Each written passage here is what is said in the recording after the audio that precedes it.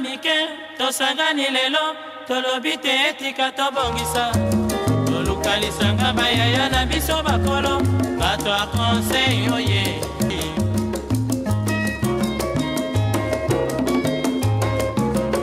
kobongisa mboka eponi motu te moto nyonso na mosala Mbote mingi na bino nyonso bozali kolanda émission Jeune en Action, camarades jeunes, bonjour na bino nyonso bozali kolanda biso oyo bozali émission Jeune en Action, émission oyo ebetelaka ba jeune oyo bazali kosala mosala malamu maboko pe koloba non na banti valeur. Bref, tozala toujours pour réveiller conscience ya jeunesse congolaise. Alors lelo na cadre émission Jeune en Action toyambi moko oyo azali cadre na MLP pe azali bongo président ya réveil de jeunes na yende elongo to ko betama solo na ko etali réveil kaka ya ba jeunes. Mais avant toutefois na yamba ndeko Bahati Christophe to ko senga d'abord réplique na biso info de la jeunesse bongo tozonga pona ko yamba invité na biso.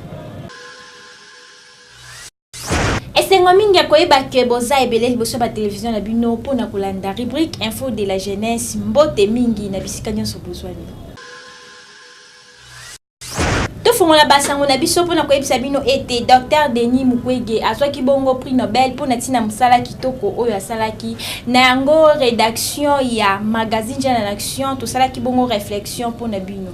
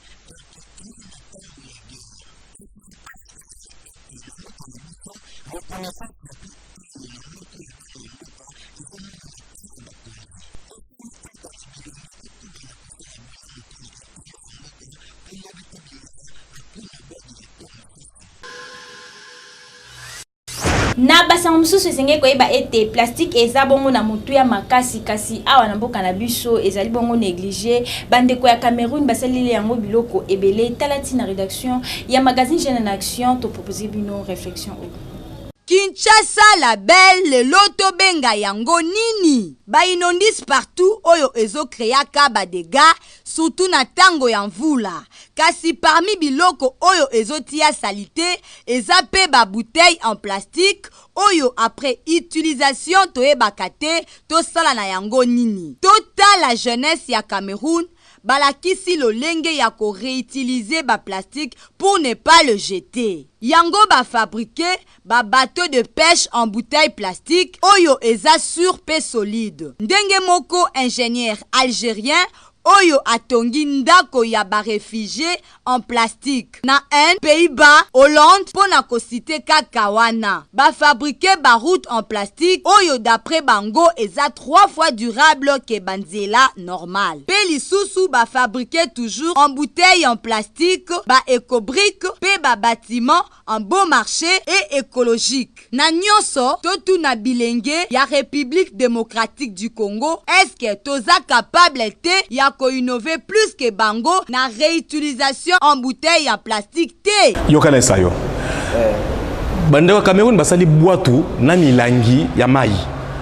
C'est que ça na mutu moko nda sala kiango. Tango mutu moko asali yango intéressé gouvernement na bango. Et intéressé gouvernement na bango, gouvernement soit etie ba moyen. Pour kokota na zamba, kokata nzete, kosala boatu et kokuté. Mais quand on a mis les sanctions pour ça la masuwa beaucoup ko tombola ngo deux boîte pour deux personnes ya passé mais boîte ya milangi wana beaucoup ko tombola ngo deux personnes bo biso na mokili gouvernement a s'intéresser na ngo a chiba moyen et comme nini ba ko mosala boîte na bango wana ba meli mai na bango ba boki milangi mutu keye et récupérer milangi wana et que ce que basala ka ba boîte bani basala ngo boîte ti au moins ba basala ngo bandaku ya ba réfugiés et ça milangi autre mais la mai. Ce qui gouvernement Cameroun a commencé la bongo. Bongo pour la nini gouvernement a besoin de commencer la makamande ngwana te ole ya pekisa. Te jeunesse ya Cameroun baleki jeunesse ya jeunesse congolaise na maïle te. Non, jeunesse congolaise aza maïle. Il y a des génies ici, hein? Mais sauf que mesures d'encadrement, il y a gouvernement na biso et pas ya jeunesse na biso ndé ezalité. Surtout le biza muke to kosi eza kututé. Nga na bi jeune moko asala ba abajour. Et modèle il y a pas jour moko eza na bureau ministre nini ya jeunesse azoka milangi nyonso ba mais la mayoyo ba canaliser ngo vers jeune wana asala aba jour ya ba jour abia akokene même au-delà ya ba jour pourquoi dans biké ba jeunesse Cameroun et l'équipe jeunesse congolaise na maïle été pour aba jour ndenge wana na Cameroun ya té soki bazali gouvernement atia bango maboko po ba entreprise ekobima wana misala ekokoma ebele salité en plastique na ba caniveau ba rivière pe autre ekosila na nyonso totuni encadrement ya jeunesse eza constitutionnel te. Na basa mususu esenge koyeba ete Gaborien Mboma elongo na Fogem bazali bongo kokoba na campagne de circoncision consultation gratuite pe laboratoire médical et seulement qui kuna na district ya Tchangu weekend o eleki bazali bongo na quartier Maviokele na commune ya Kimbantseke. Na susi ya kolinga santé ya bandeko na ye ya Kimbantseke pe Tchangu ezala malamu, Gaborien Mboma na Fondation Gaborien Mboma bazokoba na sensibilisation gratuite na domaine ya santé. Sima ya kosala circoncision gratuite na ba quartier mususu ya district ya Tchangu, weekend oyo ezalaki bongo tout ya population pe jeunesse ya quartier Maviokele na commune ya Kimbantseke. Oyo bazo bénéficier na consultation médicale pe laboratoire ya Ofele. Ezo salema bongo na centre médical Les Merveilles. Yemoko Gaborien Mboma a expliqué ki tina ya campagne oyo pe a expliqué ki ba jeune ya Kimbantseke ke Fondation Gaborien Mboma Fogem na Mukuse a tie na disposition na bango formation ya auto-école esthétique, alphabétisation pe ba formation misusu. Sungana. To sunga bandeko. Tozana lipate ya opesa batu. Mais senge to luka to aider batu bazala former ba yeba misala. Tu comprends, hein? Il y a un moment na fondation, tout ça centre na biso ya auto-école. Babisika oyo, batu baza koyekula, koyeba kokumba mutuka gratuitement grâce à Fondation Gaborien Mboma. Tout ça na centre oyo formé batu na langue. Ba jeune ya quartier oyo ba félicita ki Gaborien Mboma na Fogem pour na initiative ya kitoko oyo.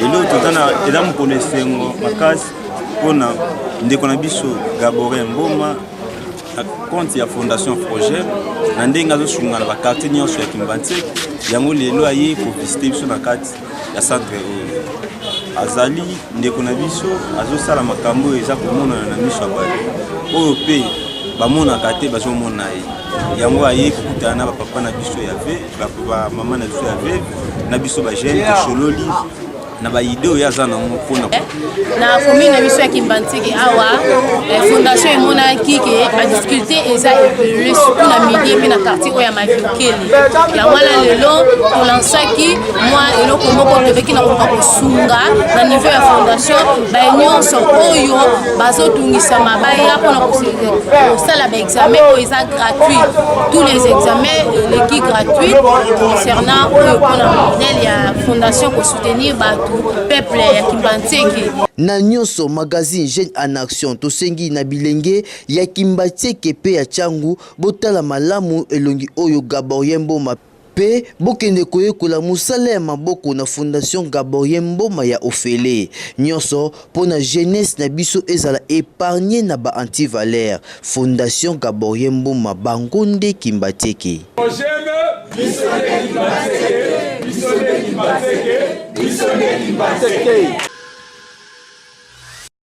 Na sango oyo ya santé nde tosukisi basango na biso lelo na compte ya rubrique info de la jeunesse na tondi bino botondi botikala malamu na maboko ya Laetitia Masiala. Voilà, de retour sur ce plateau, Bandeko Batali Mboki, les sous na le baquet, tous les bongo, Nandeko Christophe Bahati, déjà le PC, Mbote Ndeko Christophe Bahati. Toujours en forme, hein? Toujours en forme, comme d'habitude. Vous allez au Kamba, Bilingue, Ibisabiso, Ndengeni, quand est-ce que vous voyez le cancer pour s'en Bilingue, Penabitni ou Lundaki Basangana?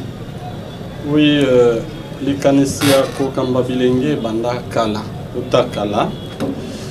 Tango tozali kotala mboka na biso ndenge ezali kotambola tozali kotala ndenge bamboka mosusu ezali kotambola na ndenge bazali na posa ya bilenge na bamboka na bango pamba te elenge nde jeune oyo azali actif oyo akoki kosala misala oyo akoki komema un plus tôt développement na mboka na ye yango komona bamboka ebele baza ko encadrer ba jeune bazali kopesa place de choix na ba jeune et maintenant tu peux constater na mboka na biso Congo mingi penza bilenge bazali abandonné elenge asilisi kelasi abandonné elenge azokoka kokende université te abandonné elenge azana mwa diplôme d'état na pédagogie abandonné donc babiloko ebele wana tabite esengeli biso moko toyeba misikoyo kotala ndenge nini tokoki kose prendre en charge s'organiser na ba structure pour toyeba ndenge nini tokoki komikamba pamba te jeune asengeli kozala oyo akoki kosala misala pona mboka na ye Congo kasi soki mboka ezali kopesa misala te mais okokanga maboko te yango tolobaki te ensemble tosala lingomba na biso tobengi réveil de jeunes pona kolamusa bilenge bazali kolala pongi pona kolamusa bilenge oyo basi ba désespéré bakanisi ki ndenge mboka ezali ya kobeba donc bango esengeli kaka tabakufa batika mboka Congo yango toyebisi bango no oya tosala lisanga na biso ya réveil de jeunes po tolamusa moto na moto bisika azali po lobi to eba ndenge nini tokomi kamba. Pour le but de Bandin Tokoki Komikamba, est-ce que l'initiative, est-ce que ici aux voix, l'occasion de encadrer les en dehors de la structure aux allées comme oui, en dehors de la structure au Tobingi Réveil des jeunes, nasi nazwa occasion ebele ya kokamba bilenge. Yambo na komata na ajo na zanango tozalaki nano bilenge oyo vraiment ya makasi penza ya ba 20-25 ans to bande ko encadrer baninga na biso bilenge na ba groupe songolo et pamba tende ko Laetitia na ko bossa na tete ngana zali nano mondimi ya ecclesia catholico o ya Rome de ko bota matilelo. Alors na Ecclesia catholique ezali na ba groupe ebele ya bilenge alors ngai pe nazwaki grâce ya wana ya koyeba kokamba bilenge na kati ya ba groupe wana et même tango tosi tokoli na zwaki pe mandat na 2008 et 2011 ya koyeba kozala lokola président des jeunes et ya commission ya ba jeunes ya paroisse Saint-Christophe oyo toyebaki kokamba bango pendant 3 ans. Avec beaucoup de satisfaction parce que moto ye moko amipesaka lokumu te soki tozalaki nzinga na paroisse na banzi bilenge ya paroisse balingaki bayebisa yo ke toyebi elenge oyo azali elenge vraiment alingi développement ya bajeune bati yebisa biso nini oyo omonaka na jeunesse congolaise ya mabe to pe ya malamu to bana na ya malamu ya malamu namonaka na bajeune balingi kelasi mingi mais kasi soki basilisi bakelasi na bango bakomi désespéré ndenge ya kooriente bango na misala eza te alors na niveau wana bakomi bloqué ezali faute na bango te place wana ekomi faute ya politique gouvernementale ya mboka Congo posa pe ya kokende kelasi ezali ndeko journaliste mais kasi makoki ya kofuta minerval eza te et okotala yango wana na kati ya réveil des jeunes tolobaka tango nyonso tozali koloba mikolo biso esengeli tozwa bokonzi esengeli tolite beaucoup plus pona surtout article oyo elobi na constitution ke bana na école primaire esengeli batanga ya ofele soki mosala ezali komonana te amibendi na ye amikotisi mena na banzela mosusu ya diamba ya masanga oyo ya makasi mpona koluka kobungisa makanisi or soki ozomela diamba ozomela bazododo donc eza kobungisa makanisi ya ngonga moke esiko bajeune wana balingi misala eloko mosusu ya moto ya yango wana mboka na biso ezata na basociété ya mituka te mboka na biso ezata na bagarage ya motu ya te donc bajeune mosusu balingi kotonga banini bamason ebele soko tala lelo mason ebele bakomi bajeune mais misala ezali wapi ya kokotisa bajeune ya kotonga baekole mpo bajeune bazwa misala ya kotonga bahôpitaux ya kobongisa banzela ya minene ndenge ekufi donc misala ezali ebele oyo bajeune basengeli kosala pamba te bazali na makasi wana nyonso na baatu nyonso wana mais politique ya mboka eza kopermettre te bajeune base mouvoir basala mosala ndenge esengeli ndeko bati se déchaînaki makasi na ba côté positif na négatif ya ba jeune congolais alors yebisa biso kasi na structure to na structure na oyo kamba ba jeune wana ba se comporter ndenge ni mama na structure tozali ko kamba ba jeune tango liboso ezalaki passe ba jeune babande ko kanisa ki esengeli bazalaka kaka sima ya ba tumoko boy qui non tozana besoin ya kobongisa bakiti ya ba jeune ba mbangu babongisi bakiti tozana besoin ya moto ko mema eloko na mutu po koma wana ba jeune wana bakembangu non ba jeune tokene na ba concert ba jeune bakie concert ba biloko ya ndengo wana ya ba loisir mais siko depuis tozo solola na ba jeune ebele bakomi ko comprendre esengeli tozonga batu et puis comme on dit toujours nene okozela kaka te okoma na age moko boye po ozwa responsabilité na yo to okoma sage yango ba jeune bazali ko comprendre tozali ko banda ko travailler na bango oyo langage to banda bato bazolo bela kabiso tango iso ke la jeunesse c'est l'avenir de demain en tout cas na réveil de jeunes avec ndeko Christophe Bahati tozali ko loba wana eza lokuta biso pe na génération to loba l'avenir ça se prépare non ça se prépare oui yango to kenda ka kelasi tozali ko kende ko apprendre babiloko c'est ça l'instruction même parce que l'éducation c'est à la maison l'instruction c'est à l'école mais tango mwana si atangi akoli azui papier na ye ata diplôme d'état ko ki ko fongola banzela po banda musala alo bali susu ke no ba nazela ka lobi te alors sengeli abanda kosala yango biso toza koloba la jeunesse c'est ici et maintenant la jeunesse c'est aujourd'hui yango tokotala maman journaliste Lumumba soki abande kozela kaka nakoma nanu soki mukolo ya ndenge nini mbele tozwa indépendance te mbele baboti na biso ti 1990 balinge bakoba kaka ko beta makafimbo ya bakolon mais Lumumba telemaki te pas question l'indépendance c'est ici et maintenant et puis tozwa indépendance donc ba jeune bakoki ko se minimiser te ba jeune bakoki ko mizongisa sima te souvent batata wana balinga kotika misala te balinga okende retraite te ne balinga ka ko bloquer ba jeune ko étouffer bango bazala toujours sima na bango ba servir bango non ngai naza koloba na ba jeune.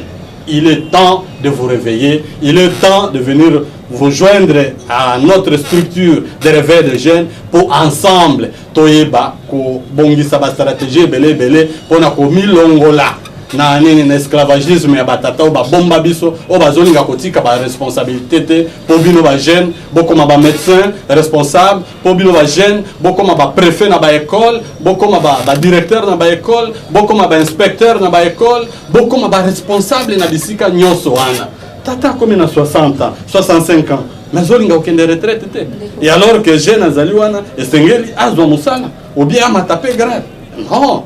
Nous ne voulons plus de ça. La jeunesse, c'est ici et maintenant. La jeunesse, c'est ici et maintenant. La critique est Oyo Kambaka, Tamusa Mandeng, Baïdé, Autre Coupé, les Kobatos ont la partie Oyo Zali.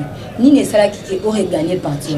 Alors que dans le parti politique, vous allez pour jouer, vous allez qui na poste beaucoup important, secrétaire général, pour ne pas citer.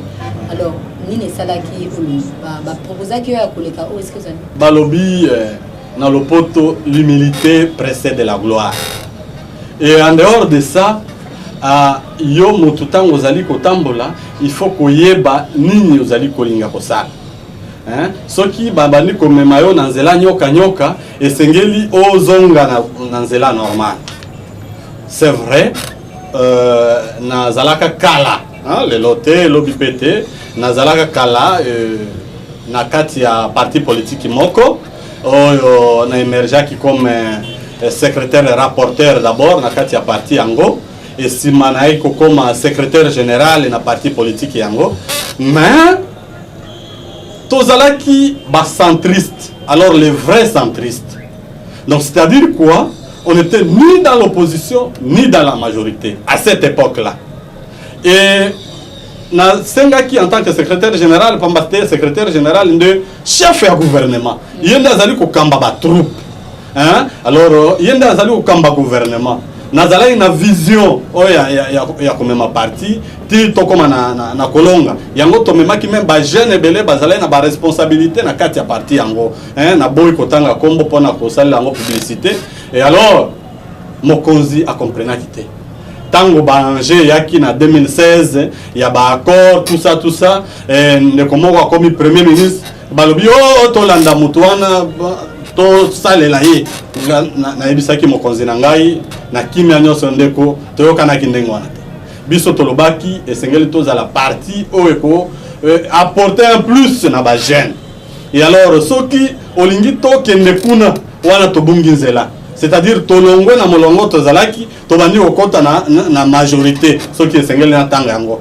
ngai na kokota na majorité te même soki nazali na pasi na ngai na sepel na préféré na tambola na ngai na pasi mais nazala na logique des choses et alors tango na moni ndeko président parti ya bendani na vice-président ba kei ngana lobi je dois rester constant vis-à-vis na bilenge pambate na prometa ki ba jeune que non to travailler ensemble jusqu'à ce que un jour ba jeune to bata ko kamba ville province à Kinshasa pourquoi pas ba jeune ba kozwa ba responsabilité à tous les niveaux na nini na mboka na biso Congo pambate zali ya biso. C'est pourquoi de bonne foi j'avais dit à mon président que non, je vous aime. Et d'ailleurs, on n'avait même pas de problème avec lui. Je lui ai dit non, comme nous n'avons plus la même vision, je préfère me retirer de votre parti politique et de m'organiser autrement avec ma structure et à réveil des jeunes.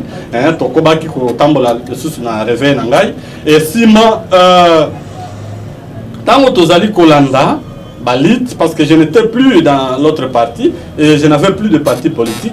Et c'est quand même, comme je le sens politique et comme j'ai la vision politique, nzambe atiaki na kati na ngai na banzi ndeko journaliste kolinga tu na ngai question na kutuna te yo tala kaka ndenge nazokende na politique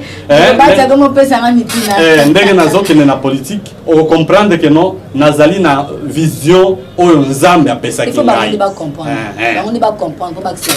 c'est ça nazali na vision ya nzambe oyo apesaki ngai pona mboka Congo ezali ya koboma motute ezali ya ko kimisa motute mais ezali vision pour reconstruire Mboka Congo, pour trouver les hommes capables et les femmes capables au bakoki ko gérer mboka de façon que tout un chacun de nous puisse trouver sa part. C'est-à-dire quoi? Un médecin na place Azali azala na posa ya kokoma ministre te, hein, a s'autosuffire na musala na yaki médecin pe ayeba kosalela nini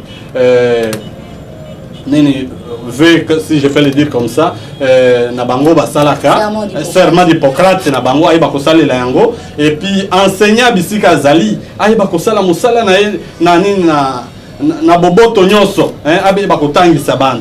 Et na oyo akosengeli kozala politicien akoba kosala politique pour l'intérêt à tout un peuple, hein, voilà, une répartition équitable de nos richesses. Et cette vision là nous l'avons et nous croyons qu'un jour avec Dieu, parce que nous moto aza kotindi kabiso ezaka nzambe moto aza kotindi kabiso nzambe pour Christophe Bahati na rappeler sous que azali cadre na MLP pe azali président il y a réveil de jeunes au Yemokonde Akambaka. Tous les sous de Kobati. Il y a une relation entre Bilenge et parti MLP ou Yozali na Katipe Bilenge ou Yokambaka réveil de jeunes.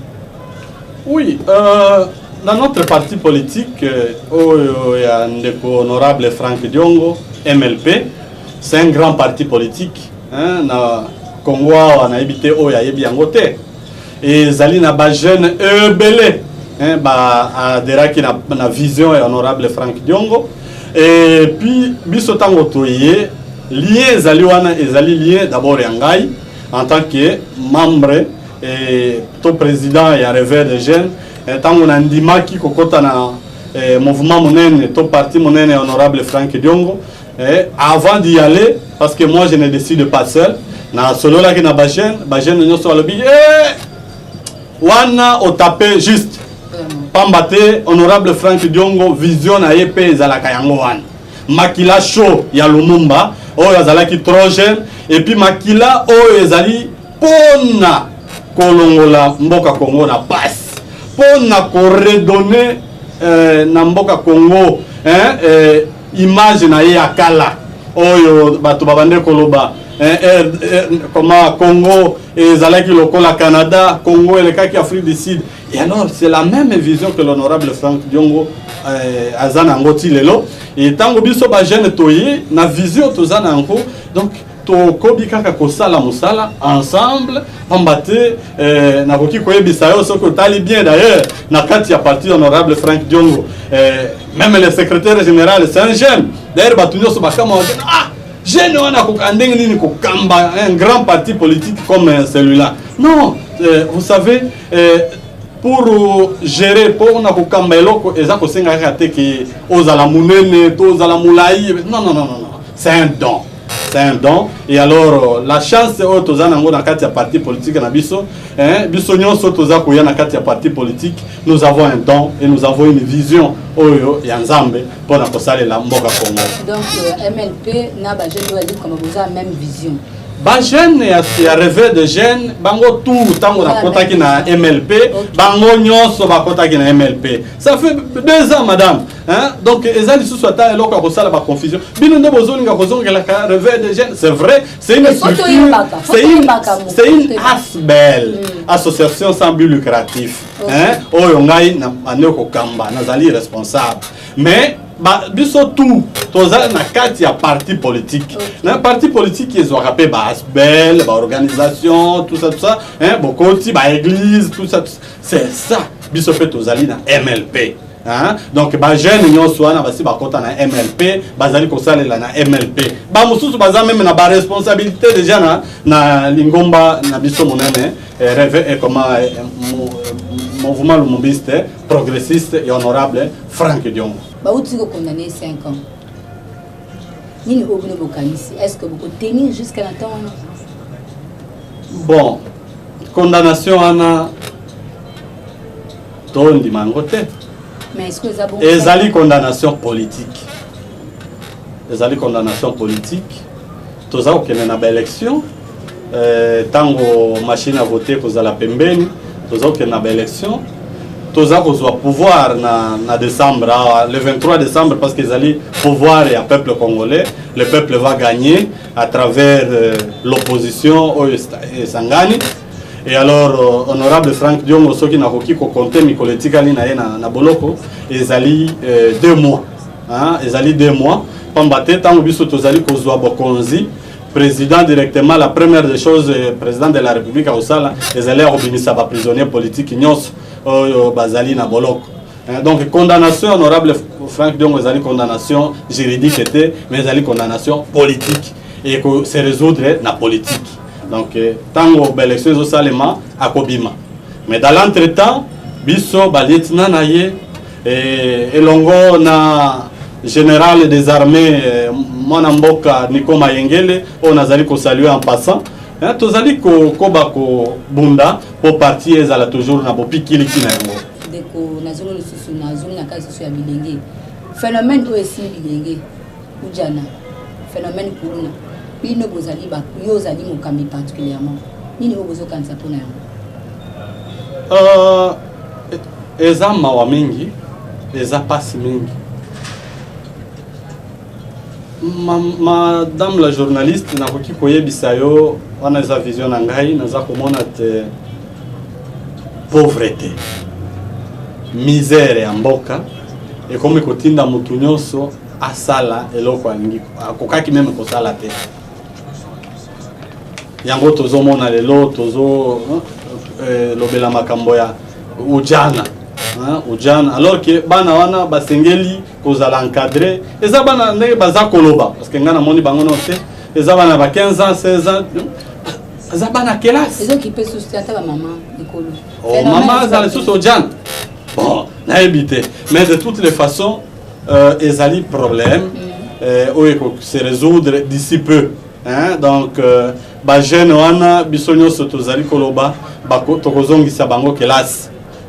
Baoyo bakoki bazana na âge ya kelasi tokozongisa bango kelasi bao balingi kozonga kelasi normal te tokosala tout parce que toko créer ba structure ebele ya encadrement ya ba jeune lokola ba atelier ya couture pona ko former ba fille mère toko créer ba structure ebele de façon que ba jeune wana to ba ko récupérer bango bazala utile na mboka Kongo.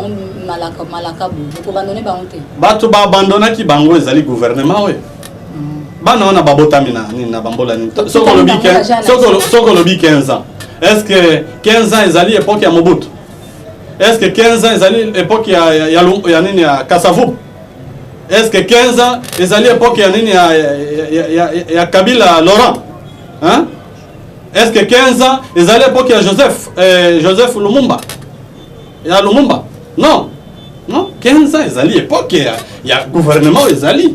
Donc c'est-à-dire bakoki ko gérer te. Yango peuple congolais na lobaka chaque jour que bato bazali na bokonzi bakoki te. Mokonzi na bango alukaki 15 personnes. Nani na 2015, 2014, 2013 si je ne me trompe pas. Azwaki bango te. Mais baoyo bayaki kopusa na pembeni ya mokonzi na bango basalelaki mboka te. Musala na bango bazalaki ka kosala ko flatter mokonzi na bango po bayiba batonga ba immeuble par-ci par-là. Il est grand temps. Peuple, surtout bino ba jeune. Pambate jeunesse ce qui est raté na moment oyo c'est fini. Et comme ngonga oyo biso tango tozali kokota na gestion ya mboka toyeba ko longola esprit wana to phénomène kuluna. Ça ne peut plus exister, ça n'a pas le droit d'exister. Pour un pays qui se gère na bato oyo basengeli biloko ne koki kozala te. 15 ans à l'école. 15 ans tu ne peux pas être à la barre na bar na terrasse. 15 ans moi na zona ndako 18h aussi préparer ba cours na yo ba devoir au bandiko se préparer ko kende mbet. Et alors nous allons donner de l'emploi na baboti oyo ba tanga me ba vanda na bandako ba vieillir na ba diplôme na bandako bazangi misala basi ba abandonner moye ba pesa de sous éducation na bana ezate tango baboti wana batu nyonso bakozala na misala ils vont commencer à encadrer maintenant les enfants na ba foyer na bango ko futela bango ba minerval makambo ekobanda ko changer yango moko toza koya bilenge toza koya elongo na opposition unie toza koya na rappeler que azali cadre na MLP mouvement lumumbiste progressif et puis azali président ya réveil ya ba jeune de tozali kosolana yetu ko na suka président Luba ya suka pour na mizo sola qui sont na réveil ya ba jeune na sepeli mingi na ndenge boyebi kobenga ngai na espace na bino na mokolo malelo boko bakosala musala na bino oyo ya jeune en action ezali musala munene oyo ezali kopesa espace na ba jeune po bayeba comprendre mayema ezali koleka na mboka Congo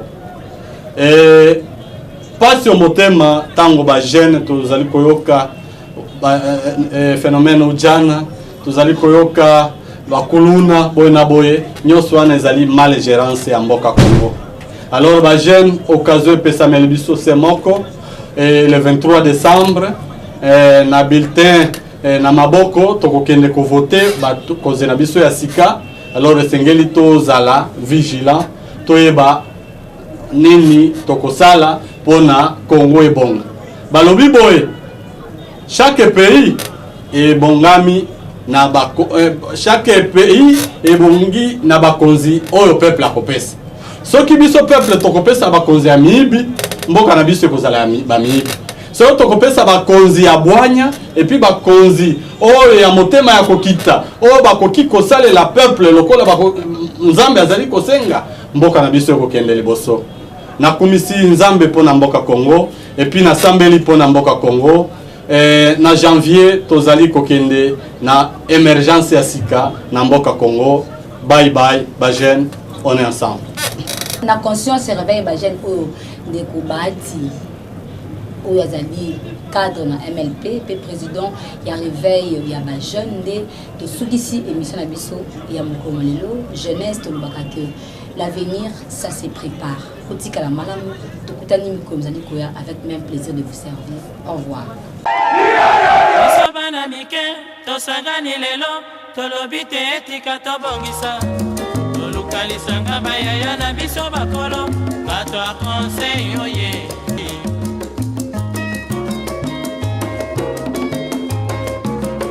kobongisa mboka eponi motu te moto nyonso na mosala aha